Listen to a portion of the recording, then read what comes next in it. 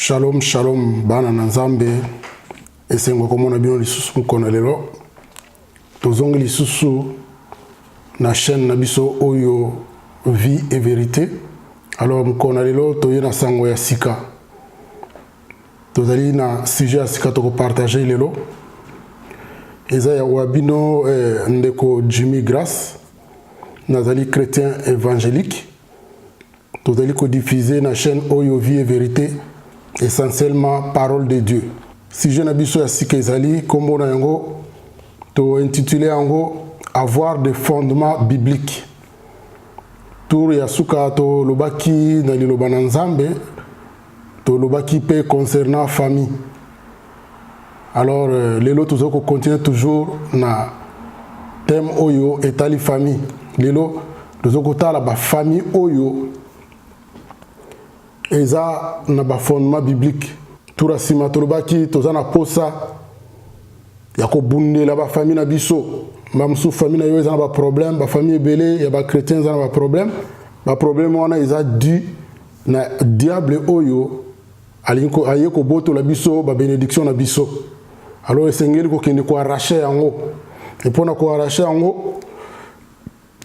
to solola ki na sujet ya liboso wana tolobaki moi makambo ebele mais lelo tozoloba concernant ba fondement biblique ya ba famille na biso, c'est-à-dire avant que ne ko bundia libota na yo esengeli ozana ba base oyo eza ya Bible, parce que ozana ba base wana te oke ko bunda dans les vides. Émission na biso ezali exclusivement pour na ba chrétien ba oyo ba limela Yesu lokola Seigneur pe sauveur na bango. D'abord eza pour na chrétien, mais petit samité païen oyo azali intéressé à yakolanda yango. Donc tozoko rappeler toujours comme d'habitude ce que vous avez intéressé aux chrétienté okoki kolanda yango, mais ce que vous avez intéressé dès le départ boyemala mo zappé na yo, mais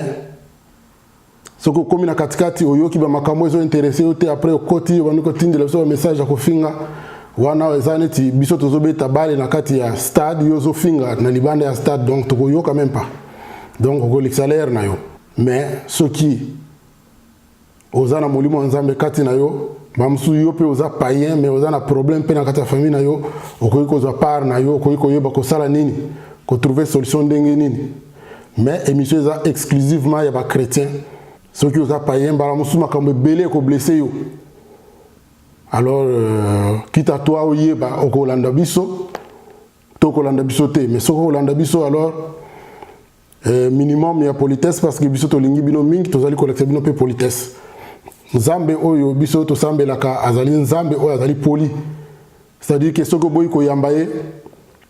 a se retirer ne malembe, a ko agresser yo te, aza alate ya ba musulman ki aya ko tindela yo bana na yepo ba boma yo te. Oya biso akotikela o choix nzambe oyo biso to sambelaka nzambe ya Abraham ya Isaac pe ya Jacob o atinda ki Yesu Kristo ye wana ndio tozali kolobela lelo. Alors na sujet na biso tozali kotala neni okende ko bunda pona ko arracher libala na yo, mais po okende ko bunda esengeli ozala na ba base biblique, so ozala na ba base biblique te okende ko bunda dans les vides, to okende ko bunda ozala na ba instrument te toke ne ko bunda mais ozana ngambo malamu te. Alors tokotala famille ngozo ke ne ko bunda d'abord eza vraiment famille to eza semblant ya famille. Alors tozoko benga ngo famille to semblant ya famille par rapport na ndenge nzamba zotala ngo. Donc ezali famille o eza reconnu et pas ya nzambe to eza famille o eza kaka reconnu na ndenge ya mokili. Poso eza kaka reconnu na ndenge ya mokili yo ke no bundela ngo faut ke no bundela ngo na ba tribunal ya mokili. Tango ezana ba problème, mais ce que ça reconnu na ndenge nzamba alors ko benga nzambe o ya institut yaki yango aya ko aider yo aya ko défendre yo aya ko kotela yo pe arracher libala na yo o ezana maboko ya moyini. Ba problème ni tozana nango na ba famille to stolobaki yango na émission na biso elekaki ba famille mosusu bazana kati ya divorce, misusu ba membre famille mosusu bazana kati ya drogue, misusu bana bazo kufa, misusu bana bazana sorcellerie, to ba parents bazana sorcellerie, misusu bazana ba malédiction ya génération ya ba famille malédiction ou te pas ba ko que continuer ba problème est belé na ko même ko numéro yango nyo sauter parce que c'est belé yo moko yebi ozana situation nini mais solution pour na biso ba chrétien zaka moko soki oza chrétien alors oza intéressé penza zala intéressé penza ko yoka makambo nini to ko partager les lots concernant famille et puis tant que solo là o banda ko mesurer makambo tozali ko loba soki ezali o appliquer ngona famille po oyeba soki ozali famille oyo nzamba yebi soki oza famille oyo nzamba ko défendre o banda ko mona yango mais soki ezali vraiment eloko moko e blessé on a kati et touché c'est-à-dire nzamba a touché yo ko kende ko finga batute kendende na à genoux au fukama soki ezali kambo moni pena ke donc oyo babongisa kangote zonga sima. Zonga sima, ça veut dire que ce que ça vraiment libala na yote mieux vaut au longwana kata libala wana au tikala na monzemba mais mokora suka okende lola pour ba célibataire pe ba kokota na lola soki batambo na kotosa nzambe ozo obligé te que po oza na mokili obligatoirement il faut la marier te et comment peut nulle part ba apôtre Paul ba saela kinzambe ba na bomba marier te. Mais tozali ko tinda yote yo comme célibataire lelo mais tala kaka situation zo vivre so ezali bala kitoko gloire à Dieu ezali bala malamu mais moyina bundisa ngopo peut-être tozali ki distrait alors okobela nzamba ko aider yo donc tokokota vraiment na kati tokotala avant okende ko chama bolongo na ona se na situation où est difficile na kata famille na eza ko tungisa yo okende ko bundela famille na yo na prière yo ndeko chrétien parce que tozali na bandeko chrétien et sengeli ozala na ba base solide pour na libala na yo ozala sûr que libala na yo ezali reconnu et pas ya nzambe tokotanga verset moko pona kobanda tokotanga Genèse et pas libala bandaki Genèse chapitre 2, verset 24. Bible le Bible. C'est pourquoi l'homme quittera son père et sa mère et s'attachera à sa femme et ils deviendront une seule chair. Talatina nde mobali ya kolongwa epa ya batata na ye epa ya tata na mama na ye akoya kokangama kosangana na mwasi na ye. Pe bango mibale bakokoma nzoto moko bakokoma mutu moko bakozala su mibale te bakokoma nzoto moko une seule chair to souligner yango est important pour la continuité à masolo na biso bakokoma moto moko to nzoto moko une seule chair wana nzambe mutu a institué ndengo wana ke tango yo bokomi na kati libala bokomi moto moko nzambe mutu alobi ndengo wana na ma lumière makambo to koloba omoni ke libala na yo ezali selon nzambe te kokende olexano lerte osala ba jeûne prière okende okota ba carême okende kobunda na prière soki ndenge nini kosala soki pe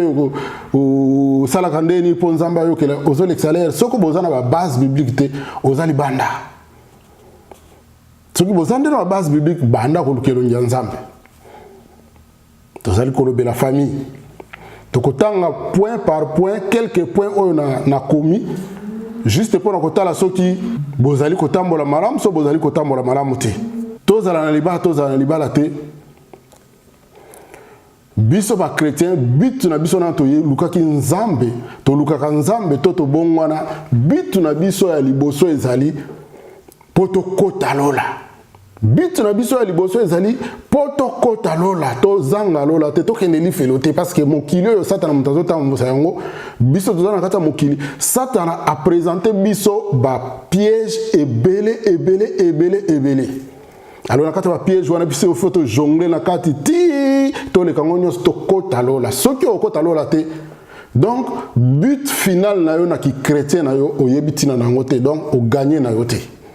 but final eza okota lola mais soki omoni na ba point tozali kotanga que libala na yo na kati ezate c'est quoi l'importance que vous allez au forcer ti ovandika na libala wana suka okeli felo tina moko te libala o nzamba zo pesa biso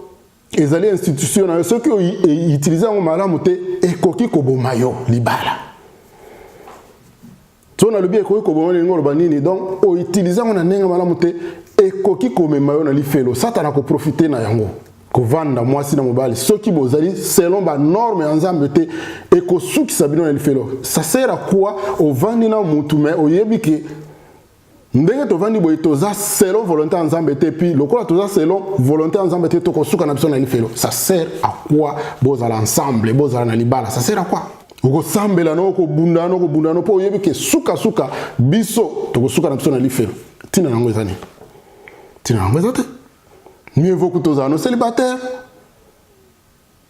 Mieux vaut que toza no célibataire mais so oza chrétien po suka no ka na lifelo ben. Franchement ngala moni tina nango te. Donc autant à quelques points oyo ngana énuméré awa. Nya tire point à liboso. Soki oza ndeko mobali obengana mwasi na yo pe otikali ko vanda lisusu na ozwisu mwasi mususu bovani na ye na union libre olobi union libre to balani na biso te na bengana mwasi wana c'est-à-dire to divorcer mwasi to balana kina ye okezwa mwasi mususu oye ko China ndako bozova na bino peut-être obala et peut-être obala este o ya mibale mais oya liboso aza vivante bobalana kina ye o memeli biso raison moko boye o memeli raison moko boye ata pa ba juge ya mokili obengani ye okezwa mwasi mususu bobando fa na ye ndeko za na adultère par rapport na oya liboso tango za na adultère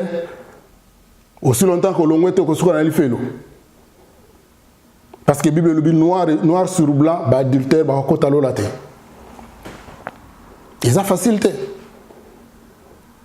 Moi si obobala na kina ye obimiseli ba raison nini o ala mama monte o aza moi si salité o aza impoli afinga mama na ngai o te na moni net ya zandoki te na moni o che libanda problème ezate akiko souffrir na ye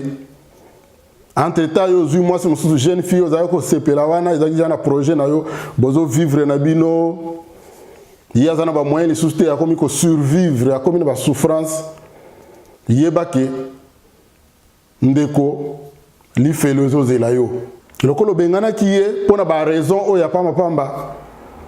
na moni vraiment na bible yanga esike lobite ke lokolo yo bengani wana parce que azalaki salité to azalaki ndoki to azalaki moyibi to azalaki lokuta to azalaki longimabe na moni pa imoko te lobiki bon lokolo bengani wana ozana droit tika la kobala il fallait pe ozala ndengo wana peut-être la bible musuba lobi ndengo mais bible ngana tanga na moni yango te obengana mwasi na yo pona cause ya infidélité mais infidélité yango o prouvant ngo epa ya batute na si a motema no moko yebi ke mwasi na yo asala na ye infidélité te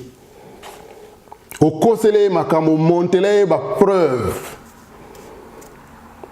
bato mokili bandimi na bango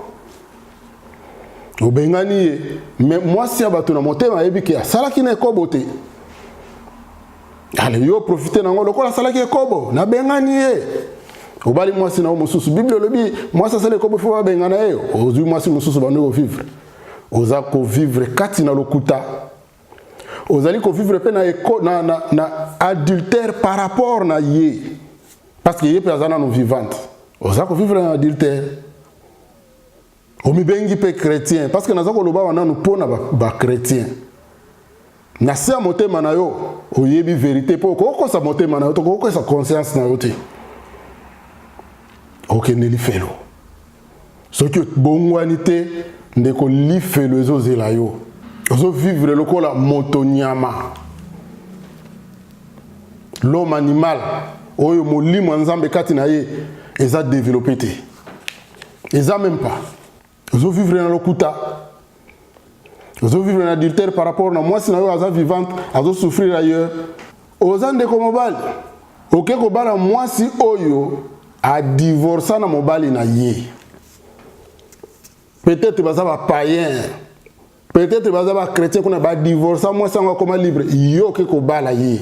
moninga oyo bango ba bala na kana e ba kabwani aza vivante pa ya zali yo ke ko zo mobali ya ndengwana to moi si ya ndengwana ozana kata kindumba femme répudiée femme divorcée ozana droit obala été na yoki pe na ba passer ba koma obala basi andenge wana alobi que to bomi bikila il fait le zose la bino ezali biblique te ezali ba mariage moko yali felo ezali filé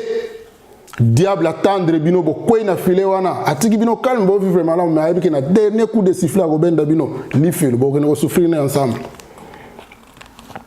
C'est le piège à diable. Femme divorcée, ou va répudier, mobile na vivant. Yo ke ko bala, yo za droit bala été. Parce que mobile na za no vivant. Ata boyé, mais na miso nzambe baza mutu moko. Pani na zolo banengwana. Tukuta ko tangati na Genèse. Bango mi balé, bake ko vivre ensemble, bakomi motomoko une seule chair. Sikoyo pour une raison moko aboye muto mokili akaboli Bible dit que l'homme ne sait pas ce que Dieu a joint, Dieu a uni muto akabolati. Sikoyo nzamba zo considérer bango mutu moko mokili alobi ngai na nina kabola bino bako mabatu mibale po kabola ngo ko mabatu mibale il faut passer parce que nzamba zo mona mutu moko yo yena mbeli o pasoli ndambo eke côté ndambo eke côté obomi mutu moko parce que comme c'est deux parties donc bangomi balé tous les deux parties ekufi yo zu partie moko mariage institution nzamba moni siko mutu moko yo yena mbeli o pasoli obomi mutu ngo comme deux parties donc ndambo yo zu wana pe ndambo ebembe yo oyo bengana pe au moins sina yo sans que akwea na ekobo na ndenga solo yeba ke okaboli mutu moko pasoli ye obomi mutu alors ce qui olinko bongisa malobo est touché yo tout ce que tu peux faire que ne ko récupérer moi si wana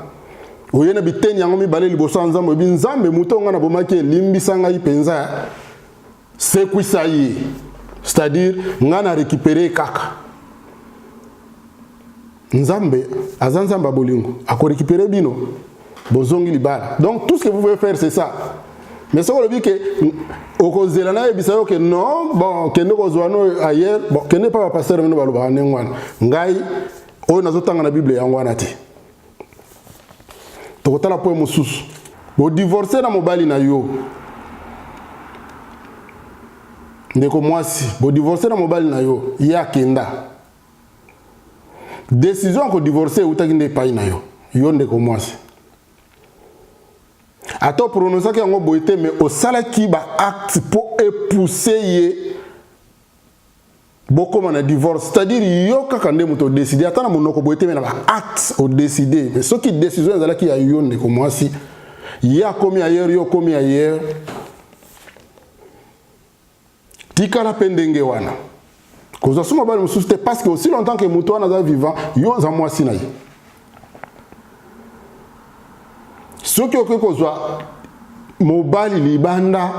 peu importe il y a comme au bien, atabo balani te o pax o nini, yakato vanda. Ozana kati kobo, wana mobile na ote. Et quoi que za la sous malam lokolo za chrétienne. Otikala na yo kaka yo moko ndenge wana obondeli nzambe ke nzambe ngamu na kenako luka divorce wana limbisa ngai nzamba limbisi yo me otikali yo moko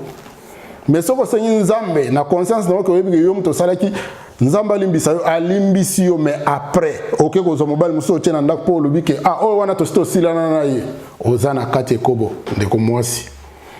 li felozo zela yo to mobile wana azaki niveau na ngate atanga mingite aza bogarte alata ka vrete mais entre ta bobala naki ba kontiona no so yomona ki ngote yo asepeli sakangate na sita yo ka pe wasija ndengwana bongo so yo za ko sepeli sa ite siko lingeza ndeni so yo sepeli si yote e comme il faut comment divorce bongo so ki yonde mtu za ko sepeli sa ite ya divorcer na yo pour na cause que yo za ko sepeli sa ite ko sepeli nango mieux vaut okende na lola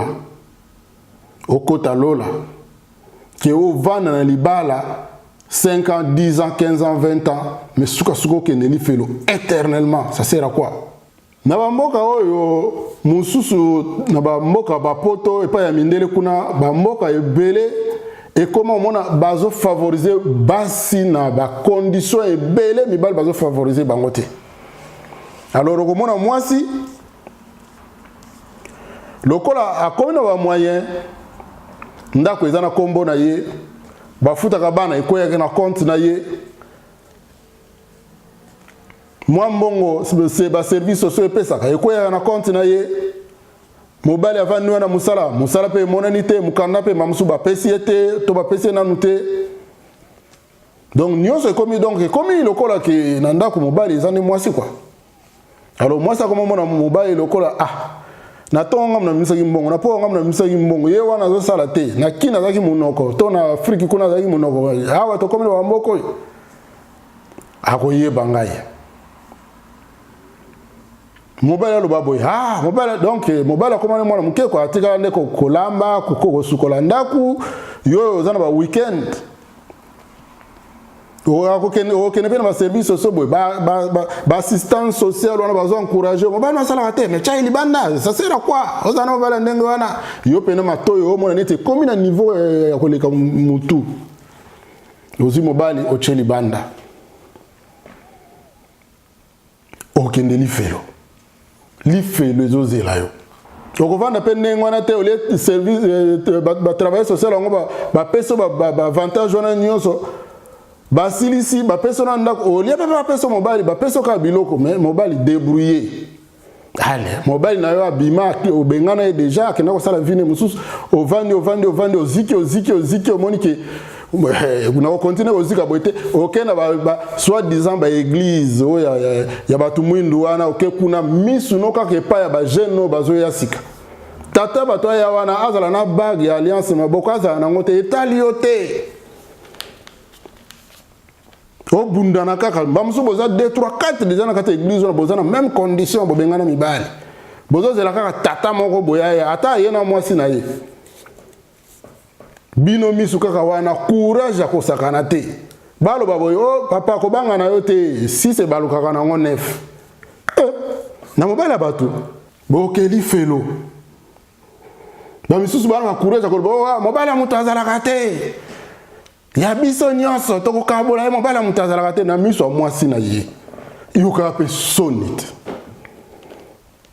boyoka pe sonite avant même aucun li felo yoka ka personne pour aucun non li felo jeune garçon les kaboy au profiter jeune garçon so les kaboy na bana ya baninga na bino bokomi ko profiter na bango mais mobali yo ya yo abala ki mba musupe ye mutamema ki na bamboka ngo pa bokeno vanda kuna o chai libanda li felo ezozela yo bande ko mususu baza couple baza penda ba marié banda kala ti na ba Afrique kuna ba kenda ba poto ba komi kuna pona ba avantage sociaux za la kuna mobala lobi to mwasi aloboyokani non yo kendo ko bima kuna na service social ko za célibataire to divorcer na biso o sali pe papier à divorce pe boke bokoti si kuna mobala tikalo on dirait existe kate on dirait azala kawana te azala kande wana bozana bino libala mais na miso l'état o ya kuna e pa e bamboka bozalaka bozana bino ba célibataire mukoloka likambe ko yinda na ndako boye paf ya muke mbila zo ya yo mobali saute na fenêtre on dirait jeune garçon kimi parce que na l'état kuno yebanité yeka ne muta yeba ina bana bozo bénéficier na ba avantage nyonso ba tchakuna na bamboka ngo ba ipai bokenda ba avantage boy bozo bénéficier bazo pesa mwasi en tant que femme libre to femme divorcée mais bozo na bino ba divorcée te en réalité bozo na bino ba marié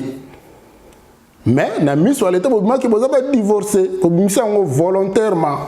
bo pesa bo sala pe lettre divorce moko boya lokuta bo bimisa kuna. Mais bozo vivre na lokuta bozo vivre na détournement na bozo vivre na kobo bino bozo na masumu boko kende lifelo parce que bozo na ko vivre na lokuta en réalité bozo ba marié mais kuna bobimisi ke bozo na bino ba marié te à moins que bozo ba marié kuna boyeba nita ke bozo ba marié mais bozo na ko bunda na bozo na ko sala ba démarche no po bosala so mariage moko légal kuna oyo l'état kuna yebi mais nanu ba moyen ko kan e kokite wana bozana intention ko balana pour bobalana en Afrique peut-être ba bala mususu na ba poto ba bazo reconnaître yango te soki papier ezate ba mariage coutumier na biso bozana ko préparer pour bongisa wana ezandenge mususu mais bino boza ba marié mais bobimisi nde papier ya divorce kuna bobimi lokola garçon ayaka wana mobala ayaka wana lokola garçon mo ya kotala kabino nzoka nenda kuna ye ba sapatu na ye abomba na se ambetu ba costume bomba na soka service social ko ya wana biloko mbali nyonso e disparaître boyebisi bana bolo ba papa azalaka wati exact muyibi alors nayebi te mokolo bako se présenter liboso ya trône na Nzambe na position wana bokoloba nini bandeko mosusu na poto na Afrique pe ezali omona ba vivre na bango na union libre donc moi si akutana na mobali akutana moi si ba sepelana na bango so bakutana na bar so bakutana ipe na hôtel so bakutana ki na concert to bakutana ki je ne sais pas où to na ba église ba assemblée sans que bozwa ata engagement moko esili donc yaka to vendre bando vivre na bino esili bo vivre na bino o na mutuna yebi ke na to profiter na o wana pe yebi ke na o profiter na ye nzamba yebi bino te l'état pe yebi bino te bo yebi ka ke to l'excellence na biso mwana to vanda na biso moko to kolema mwana bendana yo ko saka mobali talanga na zalaka boye mobali pe kuna kosa mwasi talanga pe na oyebi ke bakosa ka yo po kosa ka bo kosa na bo vani na binoka na balukuta na bo vani ka ndenge wana bokeli felo bozana kata kindumba ba couple mosusu ba yaka ka donc ba yeko melisa ba parents kaka soyi kaka boye bokangi lupango to ko bala na c'est fini bokenda libela motako okenda ko vivre na bino etali bino lisusu te mama libala wana donc boyeka kokanga lupango pilo na bino omoni ke bobala na déjà bosuki ka wana boza même pas na intention bobala na un jour li fait les choses de la bino comme sous au mona bande komi balé bazo vivre ensemble bon nyonso baza sexe moko homosexuel mobali ale balana na bango balingana na bango bazo vivre bien bakenda pe na bamboka belé comment ko tolérer ba relation ndenge na bakepe ba légaliser bango ba reconnaître bango mari et femme mais bango mibali bozo vivre en homosexualité bokende li felo tant na zolo ba musu baganga mais Jimmy Yoza homophobe bobimisi kombo encore kombo ngo kala na dictionnaire de la bimasika homophobe oui naza homophobe na bombite nzambo ngana sambelaka aza homophobe ndeko nzamba atosaka makambo boyite nzamba lingaka ngo kutute abomination Lévitique et le biango na ebite so kitoko tanga parce que tolobi pe mingi Lévitique 18 tu ne coucheras point avec un homme comme on couche avec une femme c'est une abomination na kongo na lobi abomination yango ne pesa ebenda kanda na nzambe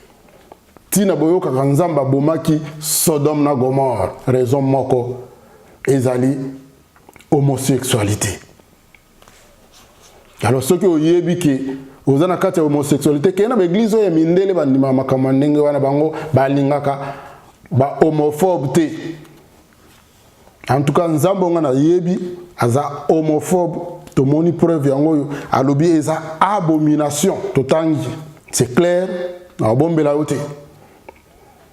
ce que vous melindengwana au changer te li felo ezozela yo tokotala ka mususu obala na membre ya famille na yo moko famille élargie o mwana tata mwasi na biso o mwana noko na biso mwana koko na biso moko boye ya mosika kasi azaka membre ya famille na biloto Autant to balana ka to yeba kan zambete oui boyebana bobalana boyeba kan zambete mais les autres bana ba chrétien siko oyebi bo salini eza union moko nzamba lingi yango te to ko tala kana Lévitique on a pe na 11 et lobi yango na ebité ce qui to ko tanga yango Lévitique 18 verset 9 tu ne découvriras point la nudité de ta sœur fille de ton père ou de ta mère né dans la maison ou hors de la maison. 10.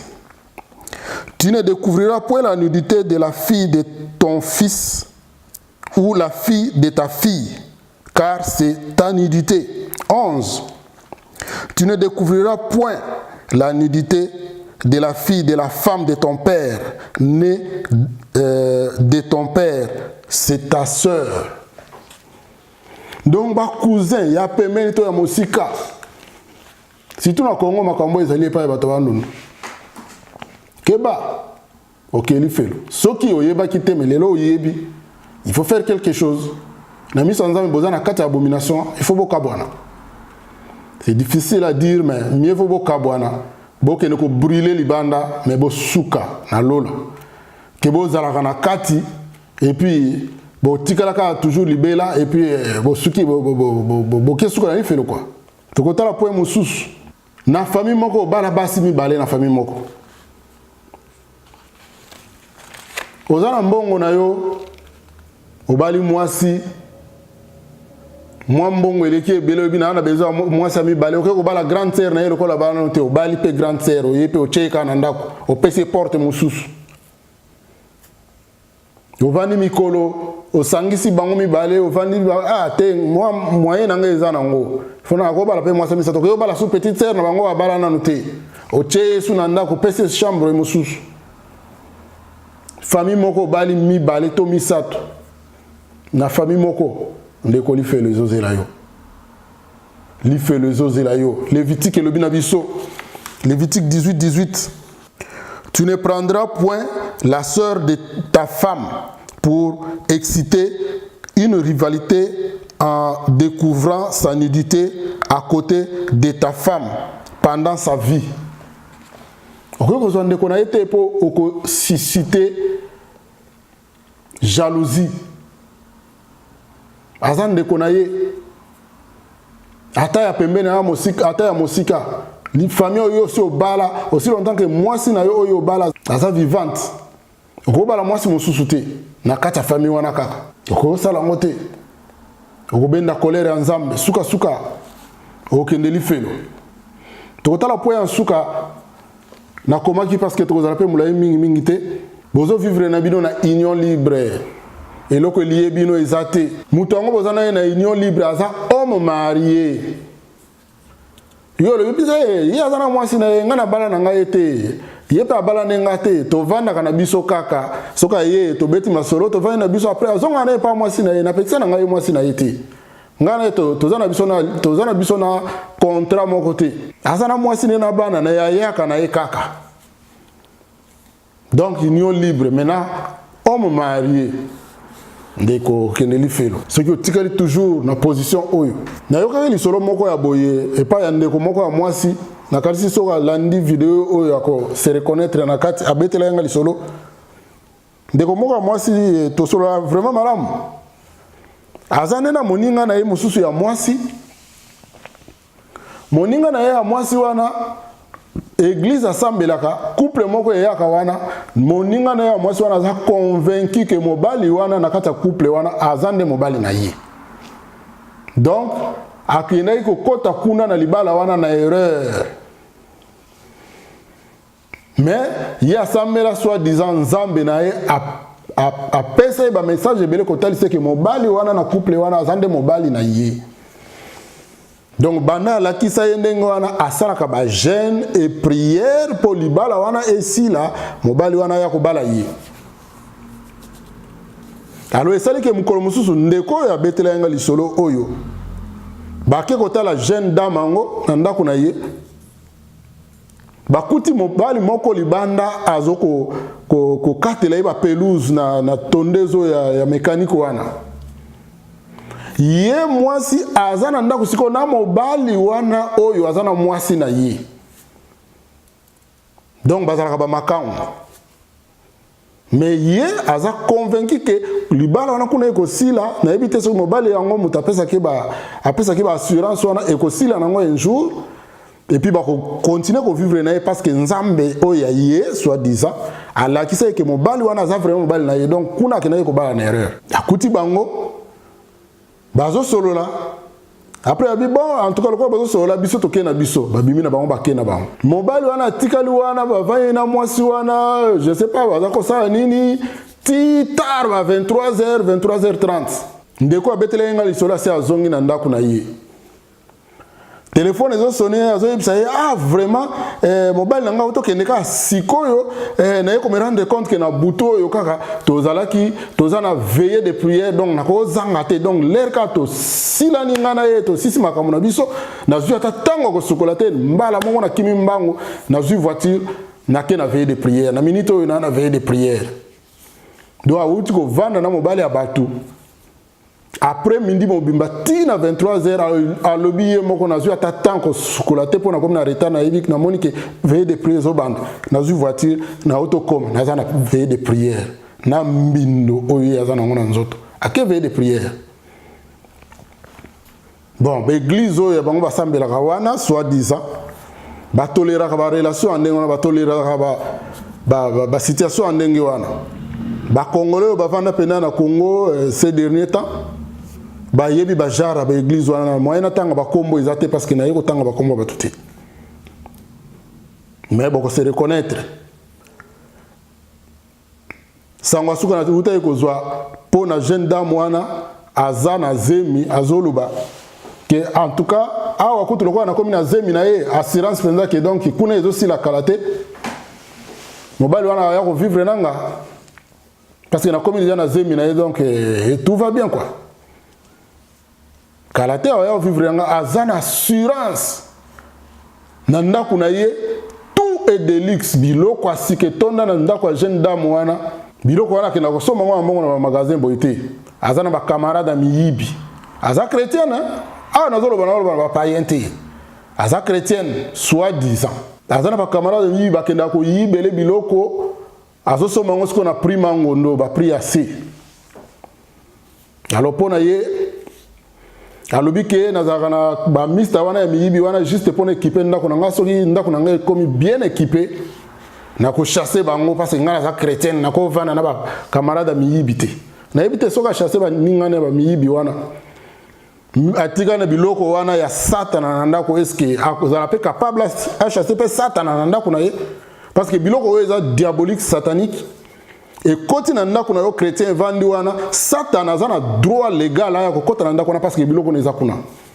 Donc continuer, ce qui nous va permettre de so la lisusu mikolekoya concernant bandako na biso ba chrétien. Et loko nini sengele zala na kate loko nini sengele zala te to so la ngope. Ce qui nous va sungi. Waza na mato ya koyoka ayoka. Viwana ezaki bonyama. Et ko be manali felo parce que muto ayebi limite ya malamu na mabete azana yenyama mwana nzamba ndenge wana te un chrétien esprit ya nzambe loba na kati na ye ta limite na yo iza awa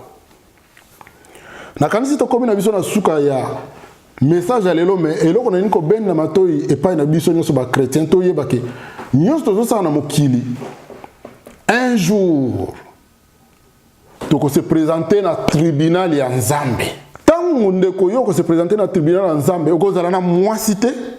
okozala na mobali te okozala na mwana te okozala na ndako te okozala na mbongo te okozala na diamant te okozala na rien. Bible lobi toyaki maboko pamba sûr et certain tokozonga bredui maboko pamba liboso trona Nzambe tokozonga na maboko pamba boyi même mabala ozo bunda na ngolelo ozo sala makasi ozo akana mobali o vivre na mobali pourvu que no mukilba mona ki azala ka accompagner to zaka na mwasi okeko misusu kutu zo mona bazoke neko akeko laksa mobali batu mongo akeko laksa mwasi batu pardon mongo ebele parce que yaza na mongo mwasi wana kima mobali na ye ba vana ne ensemble parce que aza na mongo na pourvu que azwa mwasi wana mais jour oyo ko se présenter na tribunal ensemble Bible le bike okozala bredouille maboko pamba ni mbongo ni ndako ni mwasi okoloba na nzambe ni ke mwasi onazalaka na ye yende muta seduisa inga te tango za na tribunal liboso nzambe wana ezali kamu ya yo ba acte na yo par rapport na liloba nzambe eza te ke oloba ko kingani mutati na inga te yo na nzambe na ba œuvre na yo na mokili. Mais yo ye bredouille siko nyonso bundana kina mokili wana ozala kaka na mobali ozala kaka na mwasi ozala kaka na ndako kitoko ozala kaka na voiture kitoko ozala kaka na ba bijoux peu importe modèle okozwela yango mais ozala nango kaka mukolo wana koloba nini na tribunal ya nzambe misusu bakenda kozwa bazaka la ha boyebi bakomo yango toyoka na Kongo kuna oke kozwa kisi oke kochela mobali ya bato alibala kimi mwasi na ye okanga na kisi bozo vanda na ye mukolo ko se présenter na tribunal na nzambe okozala yo moko maboko pama mobali te mwasi te jour wana koyebisa nzambe nini misusu bakoma ba champion na ndako ba marabu omona mwana muke jeune fille kitoko champion na ndako ba marabu mususu baza kuna avant peso eloko yepe fois leka yo aleka likolo na yoko ozoba mbindo nyonso ba marabu a West Afrique okotsango na ndako kepo kanga mobala batu pe ovandisa ye wana yonde mwasi apomba mukolo tribunal ya nzambe yo koloba nini ndeko moko ayina yenga kapo na yebisa ki tribunal ya nzambe kozala azosala ba bêtise ti bazokumisa ye entourage na bazokumisa ye mais jour ayi ko pusa na pembeni nga zolo ba bêtise na yebise kaka na mukuse ke yebake nyonso tosala na mokili suka tokoleka na tribunal ya nzambe ti lelo atikala ennemi nanga eza problème na ye nga na loba ye ka vérité tribunal ya nzambe kozala même ngayo nazoloba na koleka na tribunal ya nzambe ba chrétien pe ba koleka na tribunal ya nzambe c'est vrai ba chrétien ba koleka po bazwa mitole na bango ba couronne na bango ya bolamu na bango na mokili mais surtout yo yebaki nzambe te olobaki naza chrétien ozalaki no sembla ya chrétien okosamba ozwa direction lifelo jour wana oko se présenter bredouille kansango malamu oko se présenter maboko pamba même bana oyo ozana bango oko bimana bango kuna te oko se présenter yo moko misusu kutu nzamba alobana mokili ke yo natino na mokili okobota te mais jour mususu oyeko se présenter na miso nzambe na liboso tribunal oyeko mema bana nzamba oloba mais oyo eza miracle mais yo nasalaki natino yo okobota te yo oya na bana bauti wapi okena kozwa bana pa ba marabu mamususu nzamba salaki na vina yake yo okozala marié te aussi présenter liboso nzambe nzambe bo nga mobali wana ye muta séduisa nga mais yo komaki marié ndenge nini nzamba bano kama bato mususu makaba basala na mokilo oko se présenter maboko pamba okoloba nzambe ni nzamba pambola yo ndeko oyoki message oyo soki etouché yo bongisa nayebi nanga vina yo te nayebi pa ekuto koyoki la message yo te nayebi mboka kutoza te ngana che message na internet bamso oloba na tongi yo mena ko tonga bamso na yebi atayo te soko yoki liloba oyo et touché au c'est-à-dire que nzamba zana bolingo na yo alinga récupérer yo na berero yo sali soki olandinga c'est-à-dire que okufina noté soki okufina noté c'est-à-dire que espoir ezana no ndeko lelo espoir ezana parce que olandi message oyo bongisa pour éviter l'ifelo mukolo tribunal ya nzambe ekozala yo moko nzamba pambola bino bo s'abonner na chaîne oyo vie et vérité tango nyonso nzamba banopesa so message misusu tokochango na ligne eko édifier biso penza ba na nzambe tango s'abonner ko bosana te partager yango pe bandeko na biso misusu bazalaki na possibilité ko yoka message te mamso bakenda église te ba yoka yango ata bakima église et pas bazali dilo banzambe kuta bango to kochaba message mususu na munoko mboka na bashwaili na chiluba na lingala na kimongo na kitetela oyo nyonso nzamba kopesa biso yango to kochana ligne nzamba pambola bino bolandi ngai ezalaki wabino ndeko Jimmy Grace lokumu nkembo masanjo lezonge pa ya Jésus-Christ Nazareth, le roi des rois, le seigneur des seigneurs, nzambe bisoto ndimela molimo nzambe ezali ko na bino et toucher mitema na bino et puis ça bino capacité oyo ya kotelema po bolongwa na ba griffe ya diable. Mais na kati ba makambo ebele totangi soko o se reconnaître na kati te, c'est-à-dire que ozali kotambola malamu na couple na yo. Alors ozali bien disposé sikoyo ke noko bunda contre moini pour arracher libala na yo. So ozana libala malamu, gloire à Dieu. Ozana ba situation nyonso te ke noko bondela nzambe ba situation nyonso ya difficile et telemi liboso na yo po na libala na yo. Bunda nzambe akokotela yo. Zala mutu ya mabondeli bitumba na biso ezana ba genou, bitumba na biso ezana kofinga batu te, kotonga batu te, contre batu te, mais contre ba principauté, ba autorité, ba domination, ba esprit malin e bomani na kata ya ba nzoto ya bandeko na biso tozana bitumba na yango. Lokumu ezonge pa na nzambe, nzamba pambola bino nde tokutani na mbarasima na kombo na Yesu. Bye bye.